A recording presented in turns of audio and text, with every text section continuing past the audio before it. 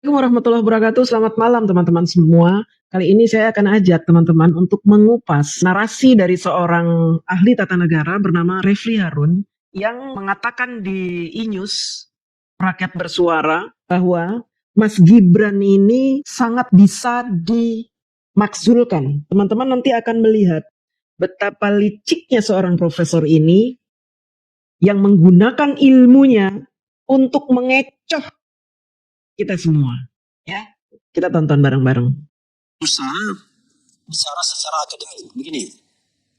Secara akademik. Bicara mengenai undang-undang dasar itu ya. Gibran ini bisa impeachable. Maka kita bicara kan bukan hanya hukum yang saat ini, tapi kita bicara kemungkinan-kemungkinan yang bakal terjadi walaupun belum terbukti. Tapi saya mengatakan sudah ada yang terbukti. Cuman masalahnya ditindaklanjuti atau tidak, itu masalahnya. Maksudnya gimana, Bung Refli? Hah? Maksudnya bagaimana? Untuk mempersingkat videonya si profesor ini yang katanya ahli tata negara, ahli hukum ini. Jadi gini, dia bilang bahwa presiden dan wakil presiden di Indonesia itu sejak Soekarno sampai detik ini sudah terjadi 4 sebab presiden itu berganti. Pertama, meninggal dunia, ya, mangkak itu meninggal dunia. Kemudian yang kedua, mundur. Kemudian yang ketiga, diberhentikan. Kemudian yang keempat, diimpeach, dipaksa berhenti. Sudah terjadi nih presiden-presiden, dia jelasin begitu. Ya. Kemudian dia juga jelasin bahwa presiden dan wakil presiden itu bisa di-impeach dengan syarat 3. Yang pertama ada pelanggaran berat, KKN, ya, melakukan tindakan yang berdampak luas terhadap negara dan rakyat Indonesia. Kemudian yang kedua, melakukan tindakan tercela. Kemudian yang ketiga, tidak memenuhi syarat, nggak mampu, misalnya tiba-tiba gila, sakit, gitu. Ya, maka bisa dilakukan impeachment. Ini nih, si profesor ya. Kita lanjut ya teman-teman ya. Satu, saya balik ya. Kita masukkan clause of impeachment itu. Yang namanya perbuatan tercela itu salah satu klaster kan. Nah, perbuatan tercela itu salah satunya judi, mabok-mabokan menurut Undang-Undang Nomor 7 2017. Tapi tidak terbatas itu saja. Perbuatan tercela itu bisa apapun yang dipandang tidak layak, ya kan? Mohon maaf nih, ada wakil presiden misalnya pipis di pohon misalnya, itu bisa di-impeach. Asal tadi prosedur politiknya jalan, oke? Nah, sekarang pertanyaannya adalah ada satu spekulasi yang saya bilang under table yang mengatakan bahwa wakil presiden ada terlibat drug, oke? Mulai dia mengeluarkan fitnah. Katanya wakil presiden terlibat drug, narkoba katanya. Ini orang sok tahu, belum ada bukti, tapi sudah bicara seperti itu. Padahal kita tahu berita tentang Mas Gibran ditangkap polisi itu adalah berita hoax, sebagaimana berita yang saya lampirkan di sini. Beritanya sudah ada, tapi dia tutup-tutupi, dia terus saja menuduh Mas Gibran terlibat drug. Seorang profesor tapi botol. Karena dia kan tahu Mas Gibran ini jadi wali kota. Untuk mendaftar menjadi wali kota itu diperiksa kesehatannya. Kalau air pipisnya, air seninya mengandung drug, maka tidak akan bisa diterima, akan ditolak. Apalagi ketika Mas Gibran mendaftar menjadi wapres. Itu ketat. Kalau di air seninya mengandung drug, tidak akan bisa diterima. Apa dia mau bilang? Kalau Mas Gibran itu pada saat dites kesehatan ketahuan air seninya mengandung drug, tapi tetap dipaksakan diterima. Apa mau bilang begitu? Ada kecurangan gitu? Ada laporan kesehatan Mas Gibran yang palsu gitu? Mau bilang begitu nih si profesor. Ya teman-teman ya. Kelicikan pembenci seperti ini. Tidak punya bukti, langsung membuat asumsi. Dan ini sangat berbahaya. Bahkan dia katakan Gibran itu sangat bisa dimakzulkan. Penipu. Itu kan isu publik, ya kan? Nah, satu. Yang kedua adalah Isu publik atau gosip? Itu harus dijelaskan. gosip. Gosip, oke. Gosip kan belum tentu benar. Lah, nanti dulu kan gosip itu kan ada prosesnya kan. Oke, silakan. Kalau Anda bilang benar, ya dia otomatis. Ya, kalau gosip kan terlalu spekulatif. Begini Aiman sayang, begini ya. Yang namanya Saya harus adil juga di sini. Saya jangan kemudian ya, semuanya gitu kan. Gini, sesuatu hal itu nanti saya kasih prosedurnya. Oke. Semua hal itu kan harus ada prosedur politiknya. Oke. Nah, yang kedua adalah isu soal ijazah. Tunggu. Tadi dia ngomong apa? Sudah jelas dia mengakui bahwa Mas Gibran terlibat drag itu adalah gosip isu. Tapi dia masih saja ngotot bahwa walaupun isu tapi itu bisa dimasukkan ke dalam sebuah tuduhan bahwa Mas Gibran bisa di impeachment. Ini kan dia membodohi publik ini. Ya, sangat membodohi publik.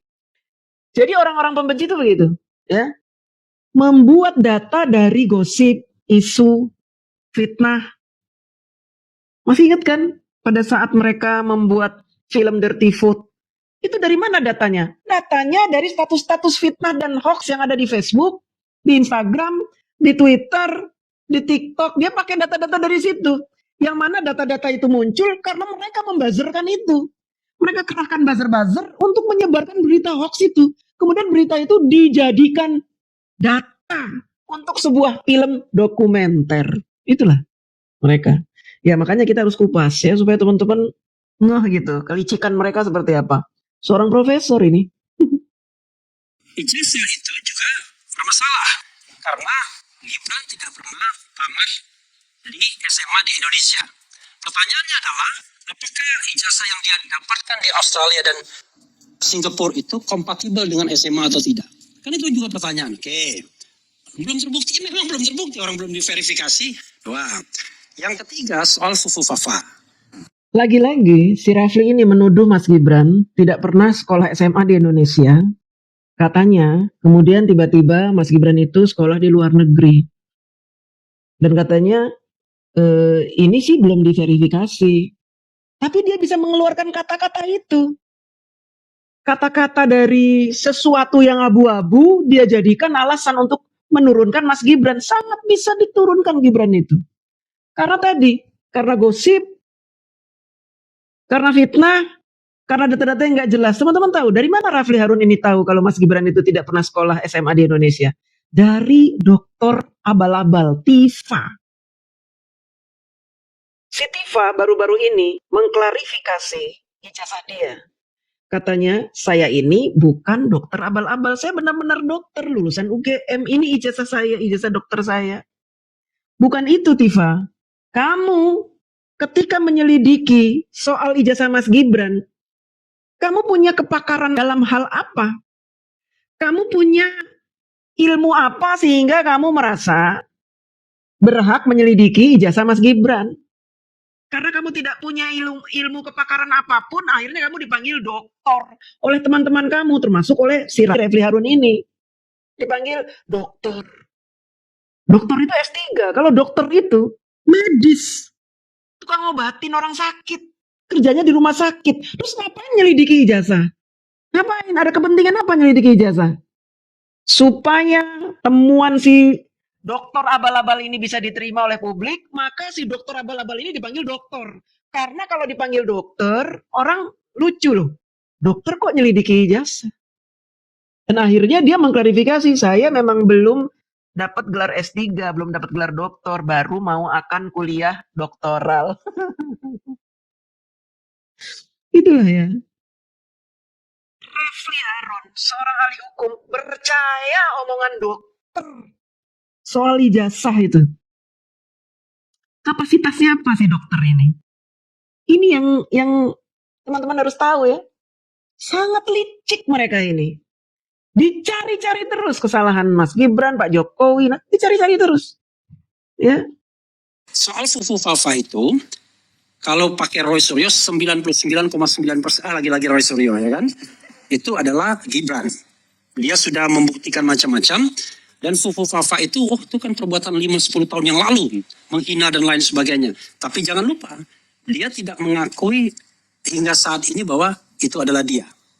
Dan itu kebohongan publik dan bisa masuk dalam perbuatan tercela. Oke, 3 kan sudah? Soal Fufufafa, saya sudah bahas tuntas itu Fufufafa, bahwa itu bukan punya Mas Gibran. Tapi masih aja menuduh Fufufafa itu Gibran. Bahkan sekarang tuduhannya apa? Tuduhannya Gibran tidak mengakui itu. Dan karena Gibran tidak mengakui, itu artinya dia sudah melakukan perbuatan tercela. Menuduh, memfitnah, lalu berkesimpulan. Menyimpulkan bahwa itu perbuatan tercela. Berarti Mas Gibran menurut dia sudah punya 3 perbuatan tercela. Apa tadi? Nggak punya ijazah. Nggak punya ijazah SMA. Kemudian narkoba. Yang ketiga, Fufufafa. Tidak ngaku sebagai Fufufafa. Nggak jelas. Saya sudah tantang itu Roy Suryo yang bilang katanya, dia percaya sama Roy Suryo. Ahli telepancika. Abal-abal itu temuan Roy Suryo itu semua bisa saya patahkan. Bisa saya patahkan. Dan kalau teman-teman mau tahu, sekarang Kaskus sudah mengubah cara masuk ke akun di Kaskus. Sudah diubah. Sistemnya sudah diubah. Sehingga tidak sama lagi dengan temuan saya yang sebelumnya itu. Dan ini menunjukkan bahwa moderator-moderator dan pemilik Kaskus ketakutan dengan temuan saya. Sehingga mereka harus mengubah cara masuk ke dalam Kaskus. Supaya temuan saya di awal-awal itu tidak bisa membuktikan bahwa itu bukan Fufufafa. Padahal saya masih punya rekamannya. Kalau saya buka lagi kan mereka yang malu ya kan. Aduh masih aja bawa Fufufafa ya. Kita lanjut ya. Yang keempat, kalau kita bicara tentang kemampuan jasmani dan rohani, no doubt. Secara jasmani barangkali nggak ada masalah. Tapi secara rohani kalau dia memang betul ada hal-hal yang aneh. Kalau Dokter Tifa kan selalu coba lihat matanya ketika dia bicara, ya kan? Dokter Tifa, nah ini baru kalau dokter yang memang cocok, ya bisa melihat anatomi seorang, matanya gimana ya. Kalau dia pemakai narkoba, matanya seperti apa? Ya matanya seperti si Roy Suryo itu, ya yang putih-putih doang, hitamnya ke atas itu kalau ngomong. Itu cocok itu kalau dia tuh pemakai, ya. Kalau Mas Gibran kenapa? Matanya kenapa emang? Sekali lagi teman-teman, kalau Mas Gibran pemakai narkoba, maka sudah barang tentu ketika beliau itu mendaftar sebagai calon wali kota tertolak. Jangankan wali kota, PNS saja, kalau ketahuan ada narkoba di air seninya itu sudah nggak bisa ditolak. Pegawai swasta pun begitu, mengandung narkoba udah ditendang, nggak bisa kerja. Ya, nah ini mengada-ada ini orang, ya profesor bajingan berarti, ya kan? Memfitnah, kemudian meminta netizen rakyat Indonesia mendengar omongan dia tuh berasumsi, oh berarti Gibran masuk menjadi wapres kemarin tes kesehatan, jangan-jangan dia memalsukan hasil tes kesehatan. Brengsek ini ya profesor ini ya. Berlanjut lagi. Coba lihat. Nah, maka kita bisa mempermasalahkan kemampuan rohani. Artinya kemampuan yang sifatnya tidak fisikal kan? Otak. Ini supaya nggak terlalu jauh soal gosipnya, kemampuan rohani maksudnya apa nih?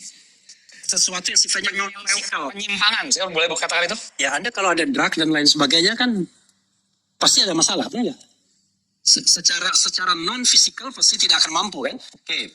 Nah, 4. Yang kelima yang bisa kita lihat adalah seandainya Gibran ini terlibat dalam konspirasi putusan MK, konspirasi loh saya katakan, kita tidak bicara lagi mengenai putusan 9. Ini profesor menjelaskan sesuatu tuh muter-muter, ya, tidak pada intinya ya, alias banyak bacot. Jadi kalau rakyat awam mendengarkan dia ngomong, pikirannya kemana-mana.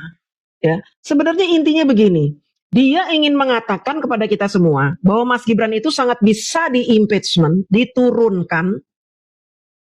Makanya kenapa Purnawirawan Jenderal itu sangat yakin membuat 8 poin itu, yang salah satunya tertulis wakil presiden dimundurkan gitu. Yakin karena apa? Mendapatkan berita dari si profesor ini. Ya, profesor tukang bohong, tukang fitnah ini. Seperti tadi itu dia, ngomongnya muter-muter. Padahal kalau saya ringkas omongan dia ini, saya kalau jadi dia ngapain muter-muter bikin orang bingung ya? Bilang aja bahwa Gibran itu bisa diturunkan karena telah melakukan 5 hal. Walaupun ini semua adalah fitnah dan hoax. Teman-teman coba perhatikan. Dia mengatakan alasan Mas Gibran bisa diturunkan di impeachment yaitu pertama narkoba. Tadi udah dengar kan? Kedua soal ijazah, ya. Ketiga fufu fafa. Keempat narkoba lagi. Kemudian yang kelima konspirasi. Jadi dia menyebut narkoba tuh 2 kali. Tujuannya apa? Oh, banyak loh supaya dia lebay. Banyak loh yang bisa membuat Mas Gibran itu dijatuhkan. Ada 5 loh dia. Narkoba. Ya kan walaupun itu cuma gosip, isu. Ijazah walaupun itu tidak bisa diverifikasi ya kan belum tentu juga sih ijazahnya karena nggak bisa diverifikasi. Kemudian yang ketiga Fufu Fafa. Mas Gibran itu nggak ngaku sebagai Fufu Fafa kata dia gitu. Walaupun dia sendiri udah tahu juga temuan saya bahwa Fufu Fafa bukan Gibran tapi dia ngotot kok nggak mau ngaku maunya Gibran tuh ngaku sebagai Fufu Fafa. Brengsek ini. Kemudian yang keempat narkoba lagi. Kan udah tadi di depan Pak Profesor narkoba. Kenapa narkoba lagi yang keempat? Kemudian yang kelima konspirasi katanya. Konspirasi dengan Mahkamah Konstitusi supaya dia bisa naik mendaftar menjadi wapres. Ahli hukum tapi botol. Padahal dia tahu bahwa Mas Gibran itu bisa menjadi wapres karena MK merubah aturan. Merubah aturan yang sudah ada. Kalau dia menuduh konspirasi, ya jelas tidak. Karena Pak Mas Gibran itu banyak yang mau. Anies mau, Ganjar mau, Pak Prabowo mau. Ya Mas Gibran bukan orang bodoh, ya jelas saja pilih Pak Prabowo. Ah inilah botolnya Rafli Harun. Makanya saya sengaja ajak teman-teman untuk mengupas ini, ya. Bagaimana mereka ini menjadikan hoax, isu, gosip, asumsi untuk menjatuhkan Mas Gibran. Semua itu tidak bisa dibuktikan kebenarannya. Soal narkoba, gosip, tidak mungkin Mas Gibran terlibat narkoba. Dan kita tahu berita Gibran ditangkap polisi itu di daerah Jakarta Barat itu bukan Gibran Raka Buming Raka. Kemudian yang kedua, Mas Gibran ijazahnya katanya tidak punya ijazah SMA. Katanya Mas Gibran langsung kursus, tapi ngaku-ngaku S1. Artinya apa? Bahwa Gibran sudah memalsukan ijazahnya. Loh dia kan tidak tahu Mas Gibran itu sekolah SMA-nya di luar negeri di Singapura. Kan dia nggak tahu. Ya, kemudian yang ketiga Fufu Fafa. Fufu Fafa udah jelas-jelas saya buktikan bahwa Fufu Fafa bukan Gibran. Masih ada video saya tersimpan dengan rapi. Kemudian yang keempat katanya konspirasi. Jadi cuma ada 4. Tuduhan kamu tuh ada 4, Prof. Ya, tidak ada 5. Ya, ngada-ngada ini malu-maluin. Sudah bicara di sebuah televisi besar E-News, tapi ternyata yang dia omongin lebay. Dasar. Di acara Rakyat Bersuara ini, si profesor ini tidak mau mengaku kalau dia itu pembenci. Apa kata Rafli Harun ketika ditanya, Anda ini bicara bukan karena sakit hati. Coba dengerin. Dan ini bukan kaitan kalau misalnya komentar-komentar ini kaitan sakit hati dan sebagainya. Anda ini sama seperti para buzzer yang menurut saya kurang cerdas. Nah, ini kan bicara Bagaimana Anda kalau orang bicara sakit hati itu kurang cerdas. Bagaimana orang bahagia kayak saya sakit hati? Ya kan? Bagaimana orang bahagia seperti saya sakit hati? Sakit hati loh. Kalau nggak sakit hati tidak mungkin bicara data-data bahwa Mas Gibran bisa diturunkan, bisa dimakzulkan dengan asumsi. Asumsi terkena narkoba, asumsi jasanya palsu, asumsi Fufu Fafa, asumsi lagi ada konspirasi. Kemudian datanya cuma 4 dibilang 5. Karena yang keempat dibilang narkoba lagi, diulang. Kalau bukan kebencian tidak mungkin dia bingung. Seorang pakar, seorang ahli, seorang yang dengan titelnya bererot, saya selalu mengulang-ulang. Ketika ada kebencian, otomatis menjadi bingung, alias menjadi botol. Terima kasih teman-teman ya. Sampai jumpa lagi besok. Nanti kita akan kupas tokoh-tokoh yang ininya titelnya bererot, ya, terutama si Doktor Tipa Tipu itu. Assalamualaikum.